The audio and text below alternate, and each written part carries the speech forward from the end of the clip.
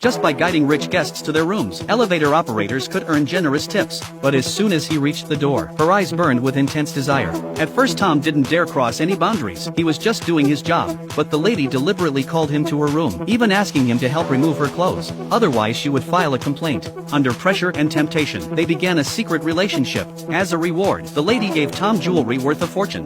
This was Tom's first time earning money beyond his knowledge, and the first step toward becoming a master of deception. After parting with his lover that day, he finally arrived at the Grand Paris Hotel as he had wished. The revolving doors constantly released perfumed air, making Tom's heart race with excitement. Looking at the endless stream of aristocrats in the hotel, he vaguely felt he could make something of himself in this place, but reality gave him a harsh slap in the face. He was assigned to dormitory quarters like a pigsty, and as soon as he put down his luggage, the supervisor started bullying him. Whether it was Tom's regular salary or his under-the-table earnings, the supervisor took half. At this point Tom hadn't yet realized that fairness doesn't exist in this world, so the next day he reported the supervisor's extortion to the manager. But the manager and supervisor were in cahoots, immediately putting him in his place, warning that if it happened again he would be fired. Tom could only smile awkwardly.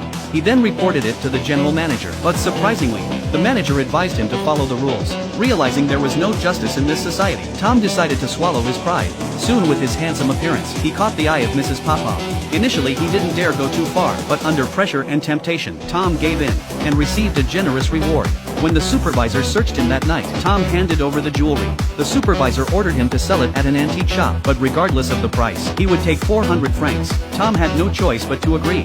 But when he went to the pawn shop, they offered only 200 francs for the jewelry. Tom instantly realized they were all working together. He took the brooch and turned to leave. The owner warned him that if he walked out that door today, no one in the entire city would accept his goods. After thinking it over, Tom agreed to the owner's terms, but also left him with a message. Sie lassen die Möglichkeit außer Acht, dass diese Brosche und dieser Ring nicht der 100. Teil dessen sein könnten, was ich Ihnen anzubieten habe.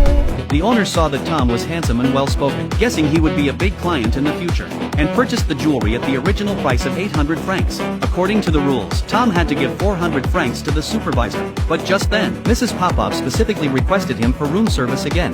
Although Tom was exhausted at this point, the customer is always right. He had no choice but to put on his uniform again and enter Mrs. Popov's room. The next day, at Mrs. Popov's suggestion, Tom was promoted to hotel waiter. With his outstanding appearance, he thrived and adapted perfectly to his new role. But during that time, the woman who had been haunting his dreams somehow found her way there too.